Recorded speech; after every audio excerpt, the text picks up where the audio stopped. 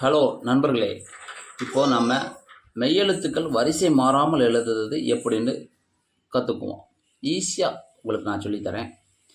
இப்போ நம்ம எல்லாருக்குமே பார்த்திங்கன்னா இக்கு, இங்கு, இச்சு, இஞ்சி, இட்டு இந்த வரிசையில் எதை முன்ன போடன்ட்டு ஏதாவது ஒரு இதில் குழப்பிடுவேன். அதுக்கு ஈஸியாக இருக்கணும்னா முதல்ல வல்லினம் கசட தபர அடுத்து மெல்லினம் ஞண்ண நம்மண்ண, அடுத்து இடையினம் எரல வளல. இதை மட்டும் நீங்கள் தெரிஞ்சுக்கிட்டால் போதும். இந்த வரிசையை நம்ம இப்போ ஈஸியாக எழுதிக்கலாம். அதுக்கு என்ன பண்ணணும்னா முதல்ல இதில் உள்ள முதல் எழுத்து ரெண்டாவது எழுத்து அப்படியே சேர்த்து எழுதணும்.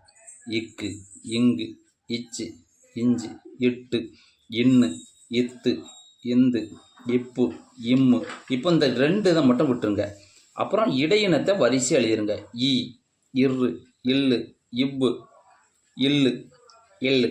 அதுக்கடுத்து கடைசியாக நம்ம விட்டோம் பார்த்தீங்களா, அந்த ரெண்டை கடைசியாக எழுதிருங்க. இவ்வளோதாங்க, ஈஸியாக முடிஞ்சிடும்.